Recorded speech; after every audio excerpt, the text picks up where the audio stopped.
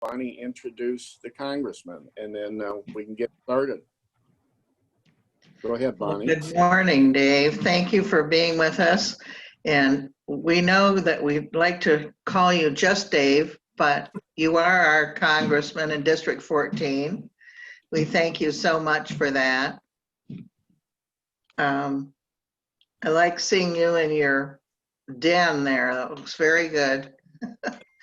I want to just say a couple of words about our Congressman, Dave Joyce. He's a former prosecuting attorney and an excellent gentleman in our profession to help us.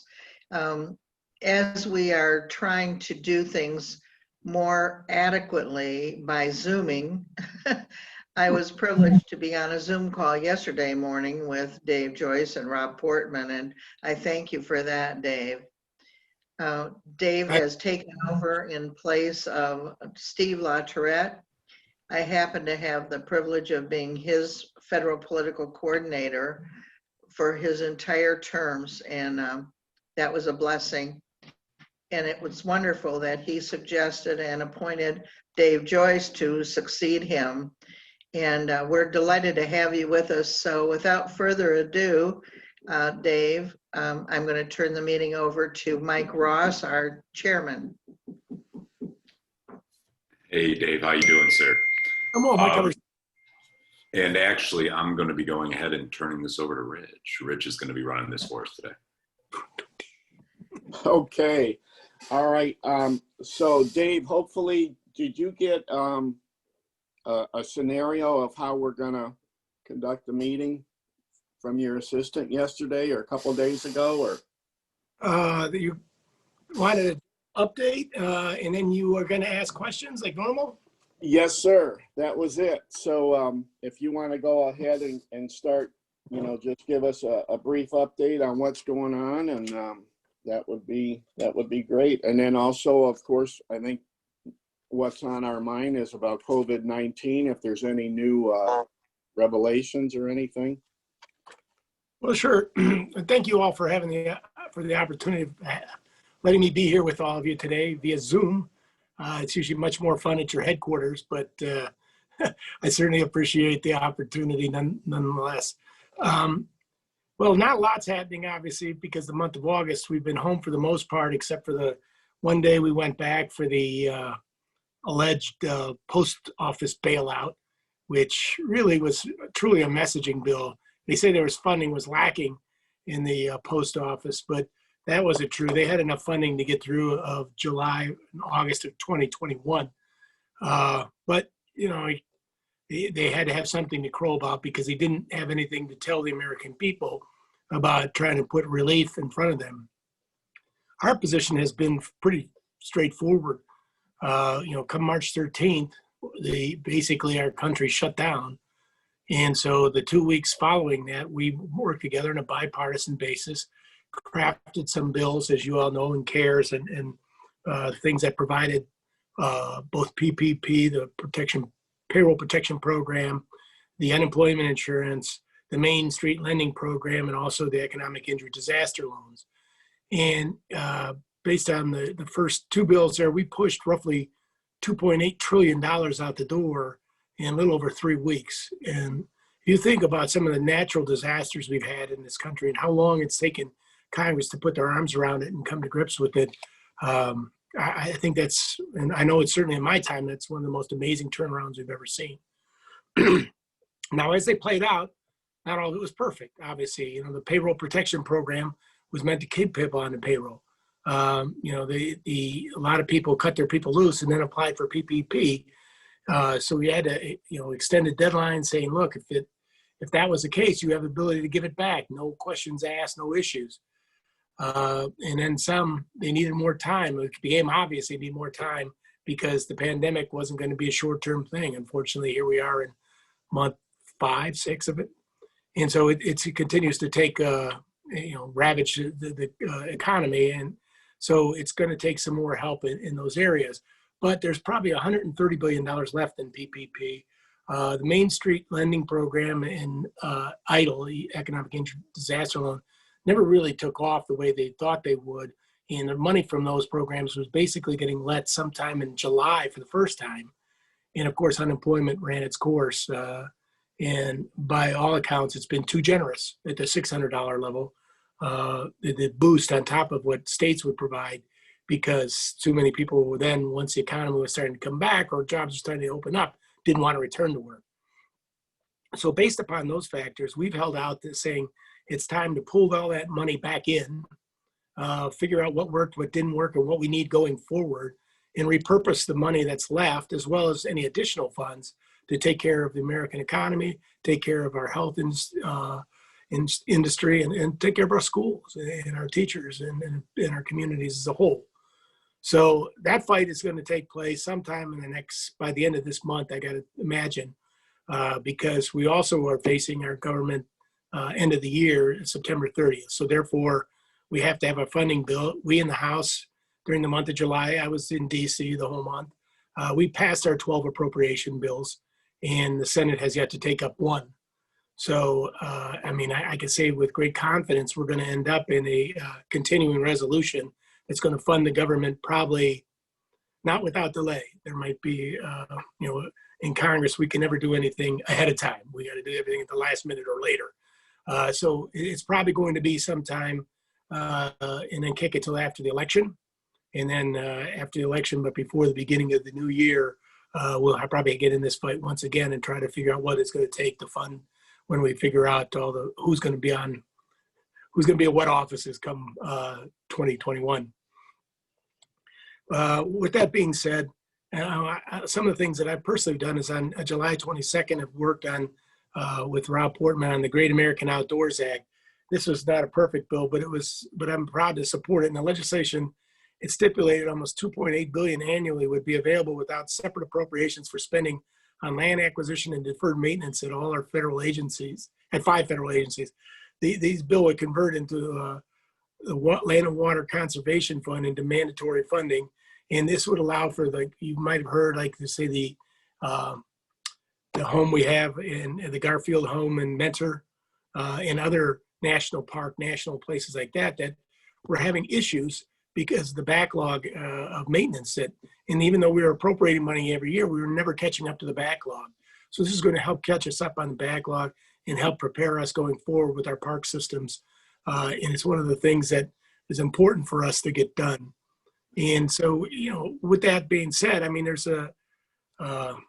all know that it's been a crazy year and it's going to be, we have a few months left to get through it. And hopefully once we get some decisions in November, we'll be able to regroup and do what's necessary to keep the country moving forward. And with that being said, I'm glad to answer any of your questions. This is always a pretty lively group. Okay, does anyone have any questions?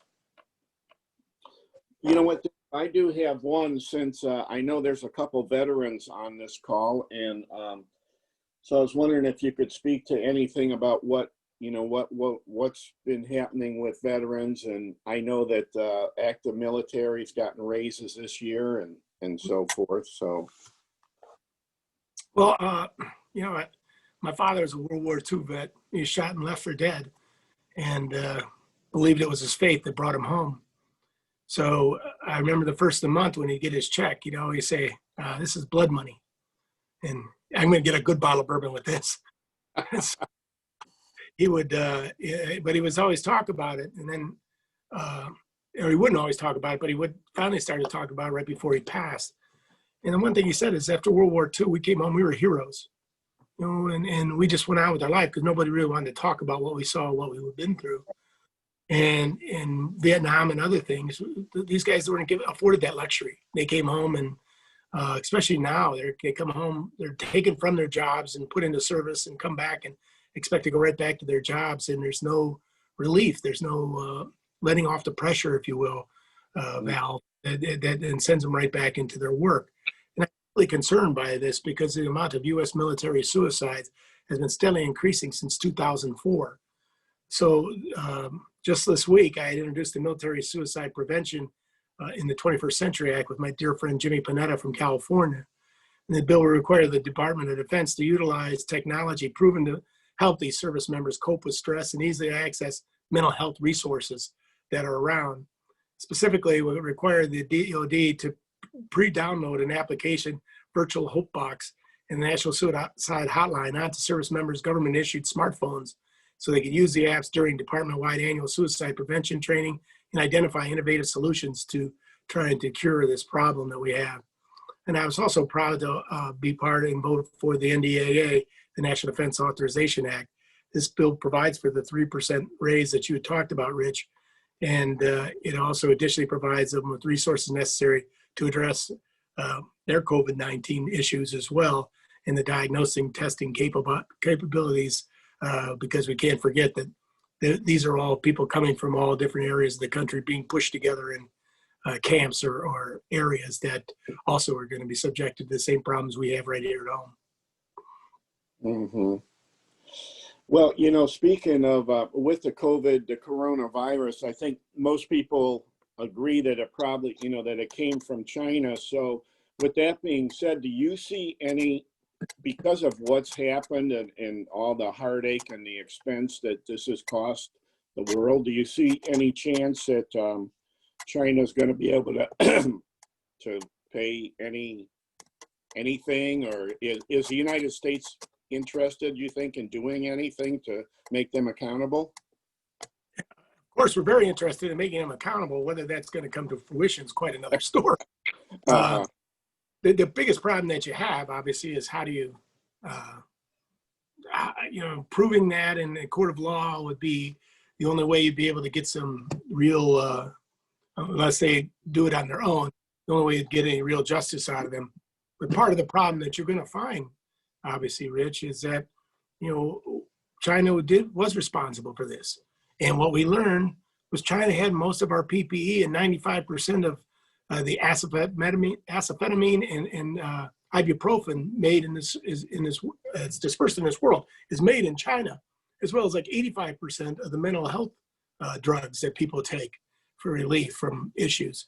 You know, and when we found out that, and the PPE and surgical masks, all those things, ventilators, all those things that we had to go running across the sea to get, you know, that's the opportunity in this, is that we bring that manufacturing back home and we start to do those type of things here. Yeah, maybe a little more expensive, but it'll be well worth it, because we learn one thing: we cannot count on them in times of crisis, and you can't count on them to tell you the truth, because they should have let us know they had troubles with this disease, just like they had trouble with SARS, and they never told us about that. And this seems to be a split off of SARS to a degree, you know, another variation that made it even worse. But it's something that we have to continue to monitor, and it's something that I think, you know, we need to prepare for as the Department of Defense is on a nationwide basis moving forward, because look at what it did to our economy in a national emergency.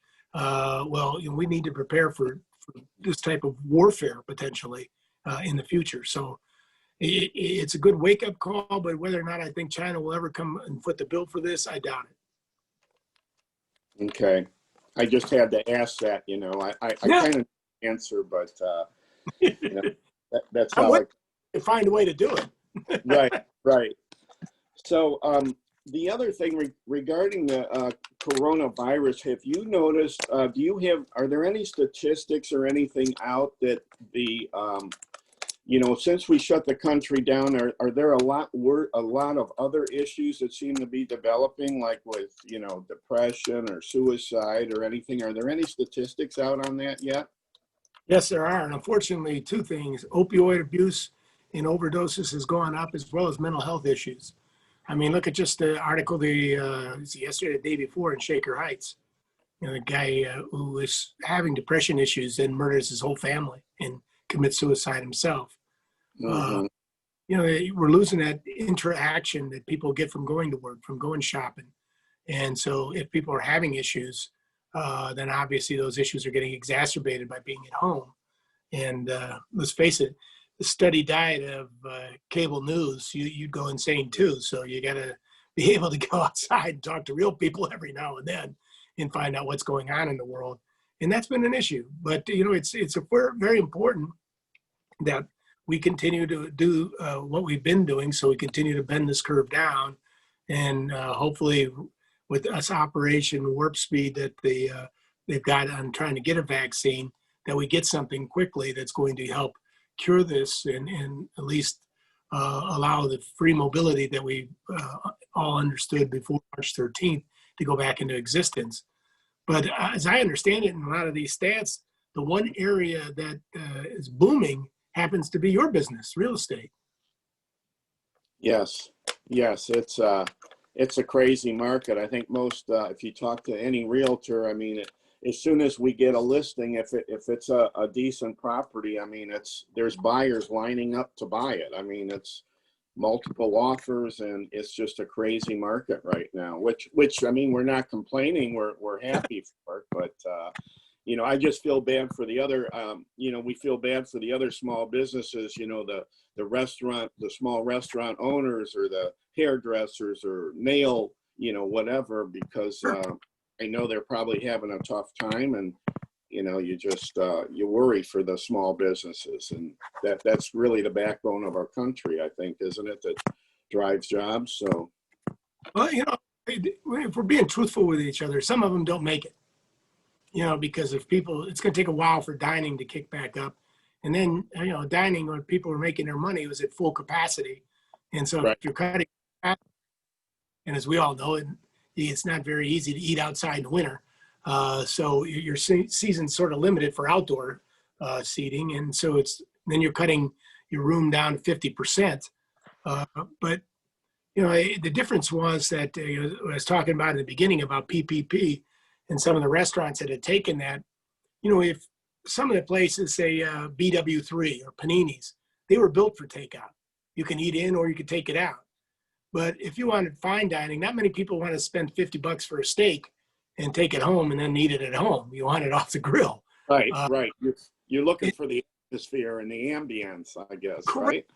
Correct. And they're the ones that are really going to have a harder time, I think. And you know, we're going to also see it in retailers. Is we've seen the rise in Amazon and all these delivery services. The idea of the mall shopping is going to take a while to get back to. Yeah. So I have another, someone that asked me a question about what about, so do you see, I mean, we're already seeing that some manufacturing is moving back to the USA. Do you think, like for instance, that you know, the PPE, is all of that going to be able to get moved back to the USA, you think, or what's your opinion on that, Dave? You know, one of the things a couple things we need to do. One is incentivize it, either through tax credits or, you know, through some type of low interest funding source. But we have to be prepared and stockpile the mask and those type of things. And then also what we have in that stockpile, move it through. So each year it's current, you know, and so they have enough on hand. It's not 8 years old, so that when they get it, there's issues with it. We have to keep that current. So we have to keep a system where that keeps moving. And so in doing that, government agencies are obviously going to have to continue to buy and stockpile it. And then maybe having local merchants buying it from the government entities. That way you would keep it a flow going and let the governmental agencies inventory and be able to stockpile it, yet also keep it moving and keep it fresh, because theirs is just sitting, waiting for the incident. And like in every one of your offices, you need a mask for somebody who comes in, and you need it for with showings and all those other things. So you'll be blowing through a lot more masks than everyone else. That type of stuff is important to bring back. And also, I think it's important if we don't bring it back to our shore, at least make sure that we line up with true allies and have them manufacturing acetaminophen and ibuprofen and other these drugs, so we know that they're coming from a source that is not potentially tainted. Don't forget that China is also the one that's deluged this country in fentanyl, which is part of the opioid epidemic overdose problem. So they're not to be trusted. And they would look for ways.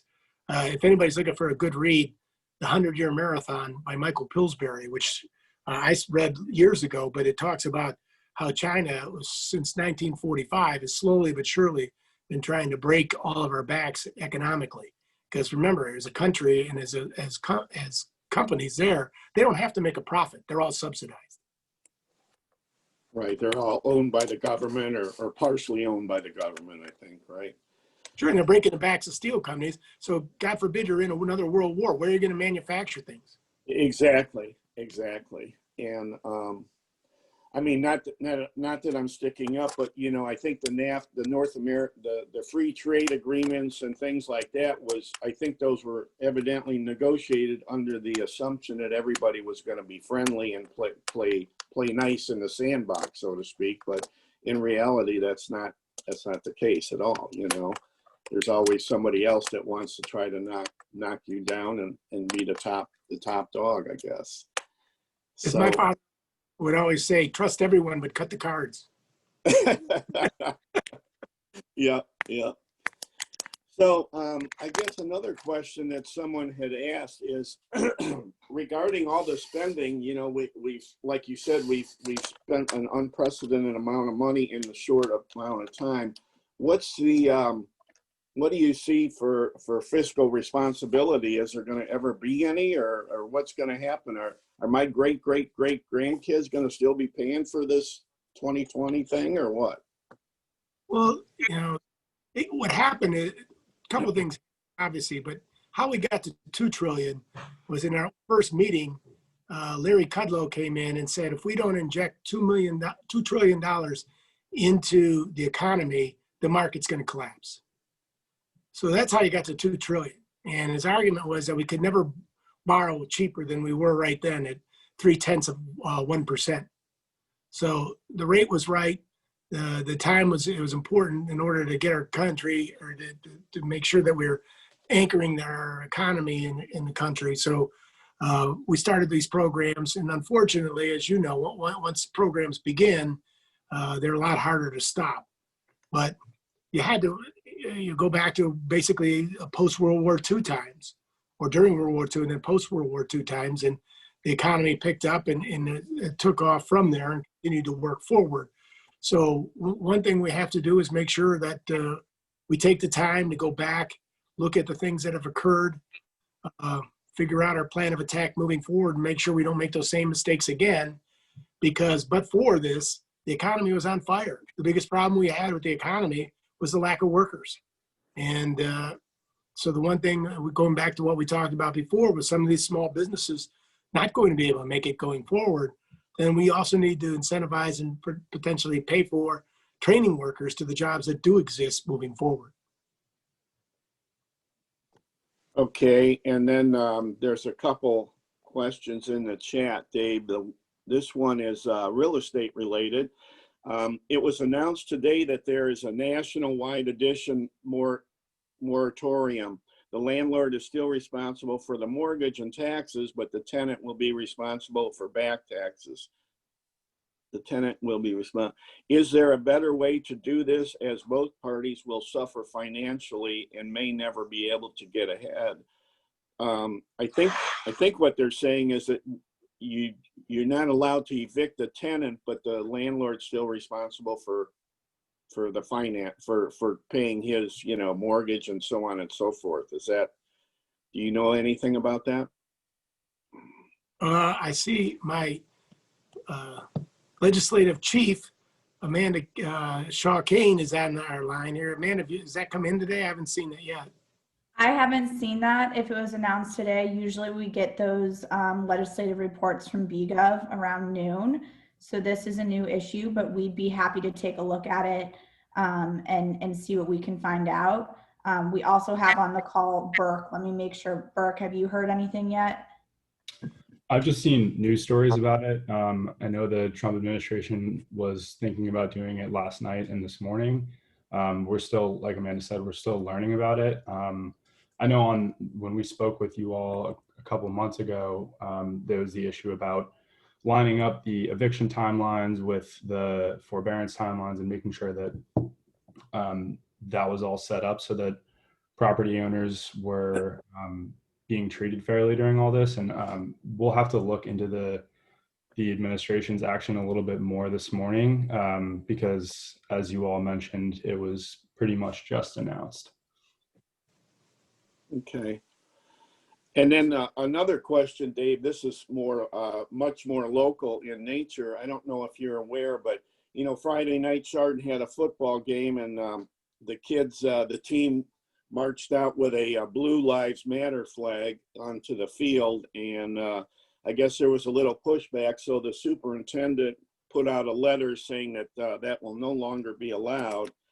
So then our county commissioner, Ralph Spitaleri from Geauga County, who I'm sure you know, he fired off a scathing letter and called for the superintendent to resign. I was just wondering if the question was, did you have any thoughts on that? I don't know if you know that much about it yet either, but. Well, obviously, there's a lot of emotion at play to be firing off a letter without having discussed it with each other. Yeah. But, you know, the important thing that this is, you know, especially in Chardon, I mean, one of the reasons I'm here today is because I got home on the evening of February 27, 2012, and I told Kelly I'm done. I didn't want to be a prosecutor anymore because, you know, it just breaks your heart when you see something like that. And the one thing that I was very proud of was the fact that all walks of life in law enforcement showed up that day, and nobody called rank on each other or anything else. Everybody just went to work. You had captains in the highway patrol doing traffic in the square. You had crime scene folks, and you had EMS folks and helicopters filling the air. You had all these things going on. Nobody cared. Nobody asked any questions about, you know, who's in charge here or anything else. And, you know, how many times do we have to see an officer walk up to a car to give a citation potentially and be the last time they ever walk? I mean, it's just maddening to me that I don't know how we got into this situation where the cops are the bad guys. I mean, we don't train them to shoot the wound. We train them to shoot the kill. So when they pull their weapon out, you know, they're not, you know, I've answered this a lot. People say, well, why didn't you just wound them? They're not trained to wound people. They're trained to do what they're trained to do. And that, unfortunately, is when you pull out a lethal weapon, you're going to do what's necessary with it. And, you know, you also have a lot of folks now who just don't listen to what you call strategic commands. You know, turn around, put your hands on the car. Most law-abiding folks will do this, but if they don't, then that becomes an issue. So all of a sudden, cops have, you know, and I've been through what they call FATS training, firearms awareness training systems, where you have to make that judgment. You know, and the first time you do it, the lady turns on you, she's holding a baby. The second time, she's got a machine gun. And you realize in that split second, you're going to have to make the distinction and do what's necessary. Either you're dead or you're going to have to kill somebody else. And that's tough. We put so much more on police these days. I mean, they're mental health counselors, they're social workers, they're doing drug prevention, and you know they're coming to places now where they're treating people for overdoses. There's a lot of work cut out for them. So there's a lot of pressure on the law enforcement folks, and I know that's where Ralph's coming from. But yeah, I would have thought that the Chardon school system, especially with what they've been through, and how it worked out together, everyone worked together in that, might have been a little more astute about handling that situation. I understand you don't want political statements, but it's an American flag in a blue setting, which just means you're supporting another governmental agency, which is law enforcement. I just think it's probably getting out of hand, but I haven't read the letters or anything else yet, but I imagine I'll be wading into that this afternoon because I have been getting some texts on it as the days went on yesterday. Okay.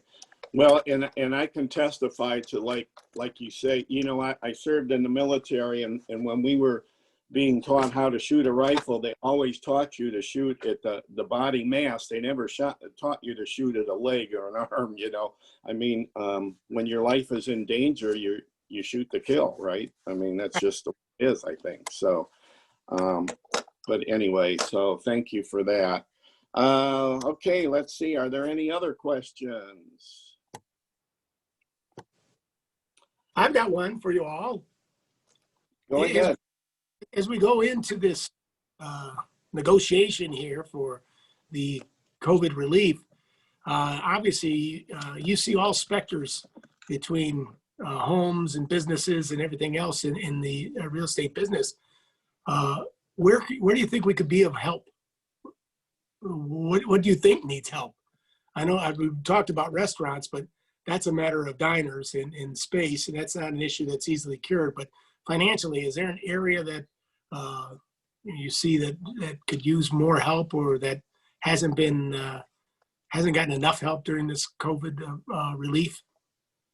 I can speak from one experience. I had a daycare in Chesterland for sale, and unfortunately, when it got shut down, you know, when the governor shut everything down, and you know, it was like a year ago, we had it listed at 170,000. We just sold it for like 25,000 bucks. I mean, so in that respect, you know, if a business is closed, and it's a great opportunity, I look at it as a great opportunity for a potential, you know, entrepreneur to pick up a business and really maybe have a chance to make a good thing out of it. But with that being said, I don't know if anybody else want to comment on that.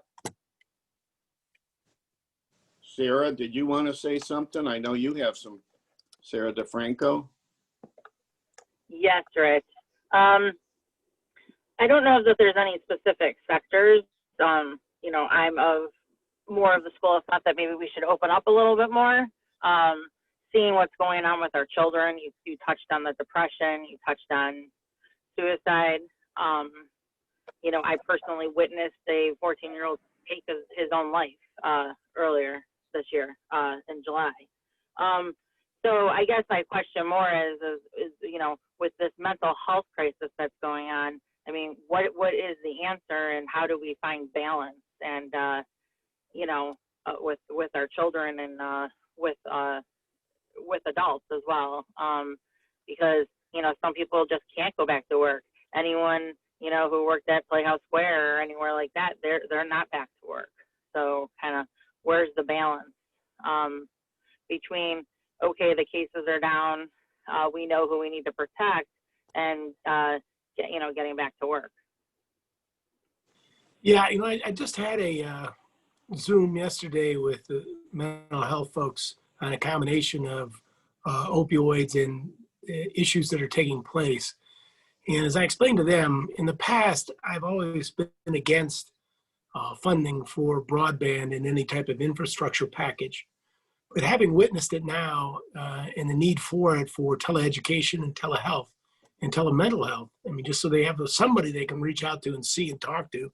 I mean, you know, any package that we have with the infrastructure going forward, we need to do it. I mean, you'd be surprised in northern Trumbull and southern Ashtabula counties, there's areas that just don't have it.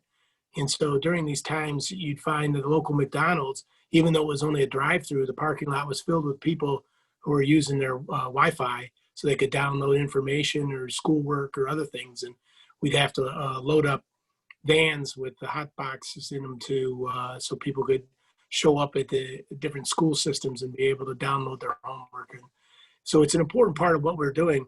And it's important for the mental health folks, because they said that, you know, since they weren't allowed that face-to-face touching, that, you know, it's one of those things that at least it has some way of reaching out to these folks and finding out if they're okay, at least seeing their eyes and being able to talk with them to make sure that it's going okay for them. And, you know, based upon those observations, if they are on, continue their medications, because they require, I think, a meeting every 60 or 90 days with the physician to be able to renew their medications. So it's important that we continue to do those things and make resources available to the adults and to the kids. And that's part of the school process as well. I know I realize that the people have gone from all, nothing, or hybrids for attendance, but it's an important part of that school's program is to be able to monitor kids' developments and make sure that the kids are being treated fairly and are healthy and those things that take place. I mean, we do a lot of work in schools as far as trying to figure out what are the best programs for kids so they can continue to grow in both their education, but also physically and socially. So it's an important part of these programs moving forward. I can understand and appreciate Governor DeWine shutting things down. Obviously, at his age, he's right in that mix where and he's got bad asthma, so he obviously taking to heart with this and making sure we want to keep everybody safe. But he's done such a good job of scaring people to stay home that that's part of the reasons restaurants aren't coming back. It's part of the reason elective surgeries aren't coming back, because people are afraid to go out and go to the hospital. They're afraid to leave nursing homes because they don't want to be quarantined from their loved ones for 14 days. So when they return, so it's we got to figure out what that balance is going to be, because it's still going to be at least months, probably the beginning of the new year, before we see a vaccine or any type of treatment. And another question, I saw a lawsuit was filed, I believe 2 days ago, and against DeWine, basically saying that there's no need for this national emergency, for the state of emergency anymore, because the numbers don't call for it. And we were told at the beginning 14 days to crush the curve. We crushed it. We didn't overwhelm our hospitals and so on. And yes, we're seeing an increase in cases, but we're not seeing an increase in hospitalizations. We're not overwhelming our hospitals. Those who are getting COVID, I mean, my son is an NCAA athlete, and he has to get tested and submit to testing anytime the school says he needs to, period. No questions asked. And then of course the school chose the cheapest test because they have to pay for it, and it's the one with the highest false positive testing as well. So when with these kids, these colleges requiring testing for kids to enter the campus, this push to test, we are going to find more asymptomatic cases, but the hospitals are not overwhelmed. And thank goodness for that. That's what we want. So this lawsuit, from what I understand, is to basically put DeWine in check and say, like, stop this. You're killing businesses. You're making it impossible to make a living for so many people. List the state of emergency, but also, I mean, I believe the Senate just passed something here in Ohio saying that they want to take away they want to balance the powers, which is interesting because our Senate wouldn't pass anything like that previously, our state Senate. So, kind of where do you see this going? Because, where you represent, you represent us here in Lake County, there's not a lot of cases. We don't have a big issue here with COVID. And so where's the balance? He's even out there, fearing small counties, saying, well, you have the highest transmission of COVID within your community. Well, they're so small. If you look it up, half of them are because there's an outbreak in a nursing home. That's not community spread. So where is their I believe that's what this lawsuit is about, which is where's your truth in your data? But then you can't, don't hold us under the state of emergency anymore because it's not needed. It's not. So kind of what's your take on that whole thing with everything that's going on? Hindsight's 20/20, obviously, but in the future, I was reading a study that Cleveland Clinic had put together, and if we were to do it in the future, if there was a need to do it, you'd probably be best left locking down nursing homes because they're prepared for for these type of things, releasing the schools because those are spreader agencies, and there's not a hell lot you can do about prisons. And then target from there, but let the economy, let things continue to go as they would normally. And business owners have to be free from the liability of trying to get back to work safely and doing all the things that they've been mandated to them by the government, and not have to worry about trial lawyers suing them because somebody contracts COVID. Because as you know, people go home at night and they associate and do things that potentially go to bars or wherever else and contract it. Or meet somebody like you also brought up who's asymptomatic and happen to get it and bring it into the workplace. So they shouldn't be held responsible for those type of things. That's one of the things we're going to fight for at the end of this month as we're putting this bill together. I'm not a doctor. I try to rely on science and the health professionals. And so I understood the reasons for doing this, but you know, it's going to be tough for a lot of hospitals who operate on razor thin margins to begin with to make up for all the loss of elective surgery that they've got, which is their bloodline. I mean, that's the way it's not making money just on the things that happen with COVID. They make money on these elective surgeries. So there has to be a better balance about that.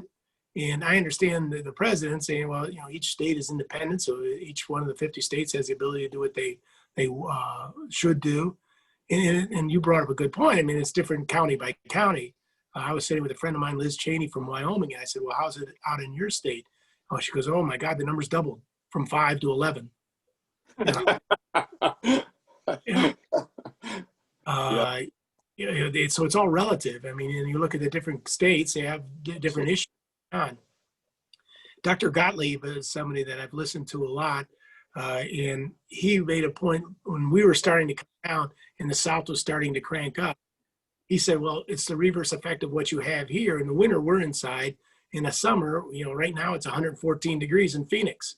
So everybody's going back inside for the air conditioning, and it's inside those ventilation systems where you're going to get spreads, because, you know, one sick person in a facility like that can spread a lot of folks at one time. There was just a study I was reading this morning that said that they found a group of monks, Hindu monks, that were on a bus with one person having it, and everybody on the bus got it. And they're coming from Wuhan at the beginning of all this stuff. And so they, even though they were different space from each other and everything else, one person from the back of the bus managed to give it to everybody else. So they're still, the jury's still out on how exactly this is spread. So we need to again, I bring up because I do think it's something that it should be on the level of Department of Defense, getting ready for this pandemic, because, you know, this one may or may not be an accident, but the next one could be for real, and it could be for, and if some bad actor unleashes something like this on our country, we need to be prepared for it. Okay, Dave, there's one more question. And, you know, in regards to that, you know, if you think about it, like you said, your father served in World War II. You know, if you think about it, if China did, I'm not saying that they did, but if they did have an intention to maybe shut down the Western world and level their economy so that it would be more on level with China, they certainly pulled it off without firing a shot or using a soldier or anything. I mean, if you think about it, it's kind of ingenious, isn't it? I mean, the whole world just shut down just because, I mean, not minimizing this virus, but I mean, it was ingenious if that's in fact what they did. But so, and again, we're paying closer attention to that. They shut down a whole city, locked it down, couldn't move, but they let international flights out. Exactly, to the rest of the world. So, right. I mean, you know, how does that look? It doesn't look very good to me, you know? No. So anyway, there's one more, there's a couple questions now. Let's see. So this one concerns the report that came out from the CDC a few days ago. It says the numbers coming out of the CDC do not justify the government shutting down businesses. Lake County is currently at level 1, which is yellow. Total cases reported in Lake County as of September 1st, 2020 was 1,328 with 44 deaths. Lake County has a population of 230,149. Thus, in Lake County, one has a 0.6% chance of contracting COVID-19 and a 0.019% chance of dying from the COVID-19. So I guess what this person is questioning is, and looking back, like you said, I mean, was it really, with these statistics, was it necessary to shut the whole place down? Or maybe like you already answered it, we should have just paid attention to the senior citizens and people in congregate settings. I don't know, but. Well, again, as we prepare for the next one, we'll have a better idea on what to do, but you know, the damage has been done so far. But as I said, the president delegated to the states because, you know, we are a country of states' rights. And then the states, I think, individually, county by county, need to negotiate with the governor for some flexibility. Because obviously, in a smaller, sort of like the Wyoming statistic, if you're in a small county, but you have one event, a church group meeting or something like that, that spreads it to a large number of folks, then obviously you have a spike.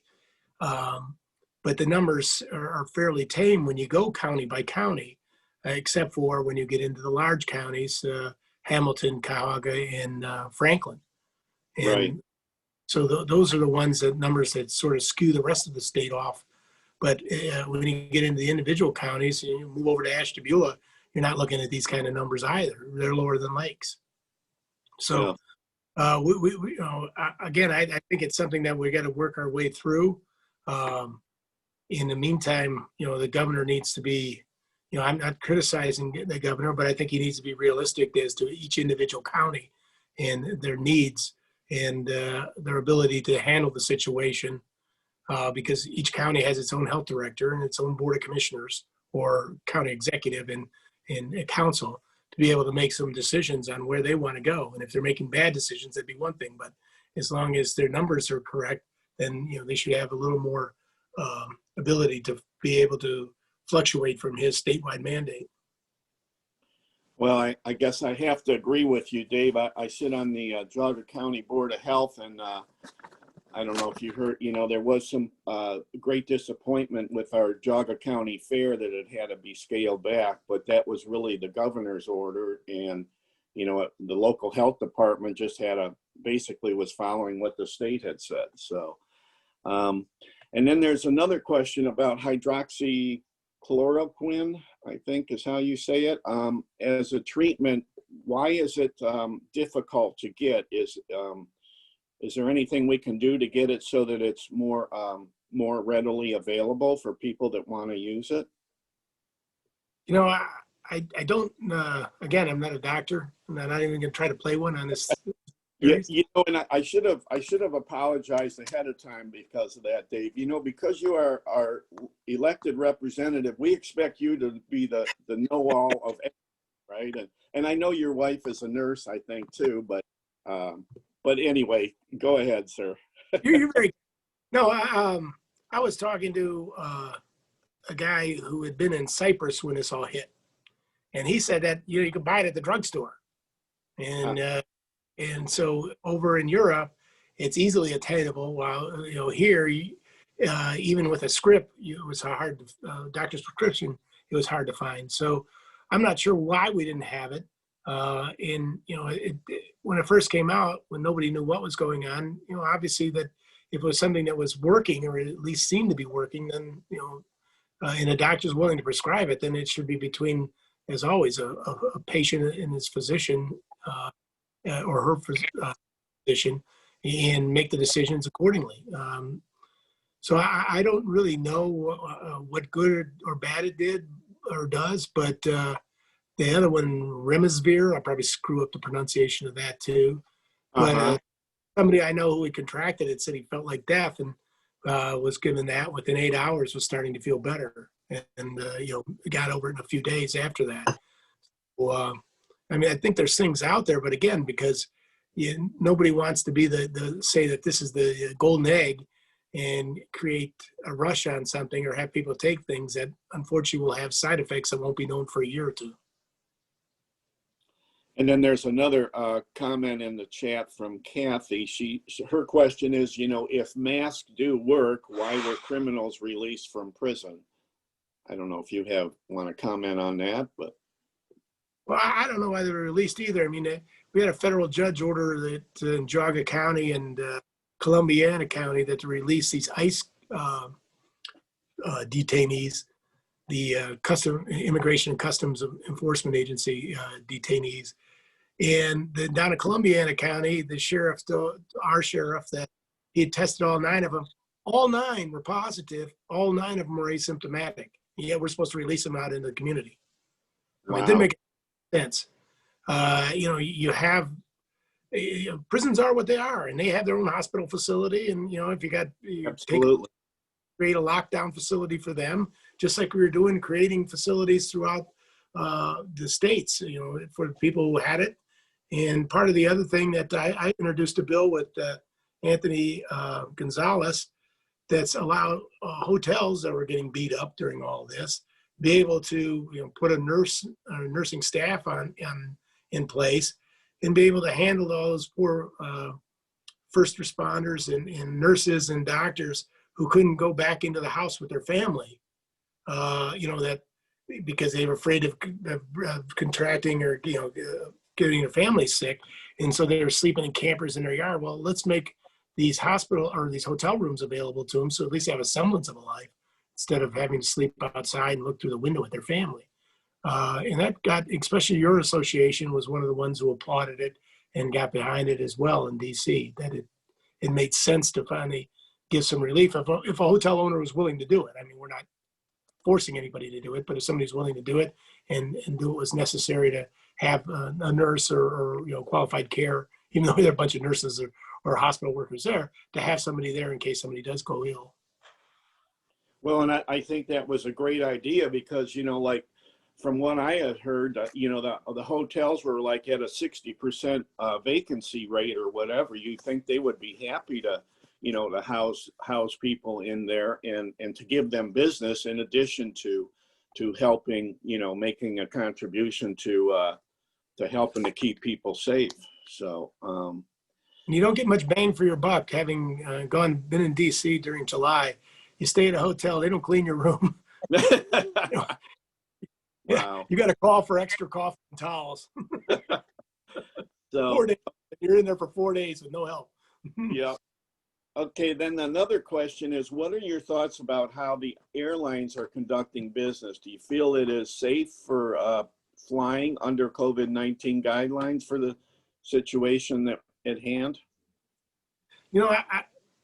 Initially I was driving, then I went back to flying because I think it was important as a leader, if you will, to show that it's safe. They've done a wonderful job. Planes never smelled so good. It's amazing. You have to, before, you'd see everybody get off and then you would get on right away. That doesn't occur. Go through and it will do whatever they do. And then as you get on the one flight I got on was Southwest because I had to fly into Baltimore and drive down. They gave you a little baggie and had a mask, had a wipe, and had gloves. And then they come by and they hand you a can of water and a package of whatever those snacks are. Now I've been on American, which are a smaller one where it's absolutely packed. And same thing, they give you something to wipe your seat down or your, the parts around you, and you're required to wear a mask. And if you don't have one, they give one to you. But most people have masks before they even enter the airport. And I've been on United as well, and it's the same things are in place. So, we can't let them go under, and they're first in line, I think, again, complaining that they need a boost because like here in Cleveland, you saw they laid down the express jets. And if you've been out to the airport, you'll notice that D concourse that has been abandoned, the old Continental one that United's abandoned, was absolutely packed with jets just sitting, as well as Dulles when I went there. And when I was in Charlotte, having to fly through Charlotte to get to DC with American flights there. So, they're not running at capacity or anywhere near capacity. And Southwest has still extended the courtesy of asking folks, instead of having their usual 8 through 60 line up, they do 1 through 10, then they call the next group so you can stay out and you're not all buttoned up. And then ask people to keep a seat between them if they can, and then to deboard in an orderly process as well. Most of the planes are doing that, saying, start front to back. They try to load it back to front and then empty it front to back, so you're not really standing up or waiting in line. So it's been all pretty positive for me as far as a mode of travel. I'm sorry to interrupt, Rich, but I think we have time for just one more question before Dave has to get to his next virtual meeting. Okay. All right. Yes, we want to be respectful. And zoom off to my next one. So here's a question. Talking about the hospitals, we're in a difficult situation when an individual died of cancer, heart attack, stroke, etc. but tested positive for COVID-19, their death certificates were marked as death by COVID-19. The fact is that hospitals receive money when someone died of the virus. This has greatly skewed the death numbers due to COVID-19. Will death certificates be re-examined to accurately report deaths due to actual cause of death? Again, this is a medical question probably, but. I get it, and I've heard that a number of times, obviously, because the reimbursements for COVID related deaths are coming from the federal government are going to be higher. And unfortunately, it's the comorbidities that were the most in play with this virus. And so if it was one of a couple of causes, obviously COVID was going to be listed as the cause.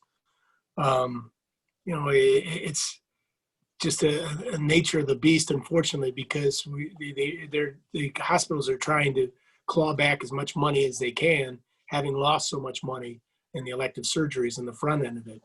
And so, yes, it's probably skewed the statistics, and whether or not they'll go back and do something in retroactively, I'm not sure. But it has skewed the statistics to date. Okay. So with that being said, Dave, I'd like to thank you very much for taking the time to speak with us today. And we appreciate all you do. And thanks for answering all of our questions. Is there anything else you want to say before you go? Thank you. It's always a pleasure to be with all of you. As I said before, you all have your pulse on the community. They have your finger on the pulse of the community, and it's important that we continue to get your feedback. And one thing about this group is you're always pretty lively as far as asking questions and keeping me on my toes, especially that Bonnie Boyd. So there's no grass under her feet. Okay. Thank you so Thanks. much for being here with us. We appreciate it. Oh, thank you. Have a great day, everybody. Thank you. Okay. We'll see ya. That concludes our meeting, guys. Thank you very much. Thank you. Take care.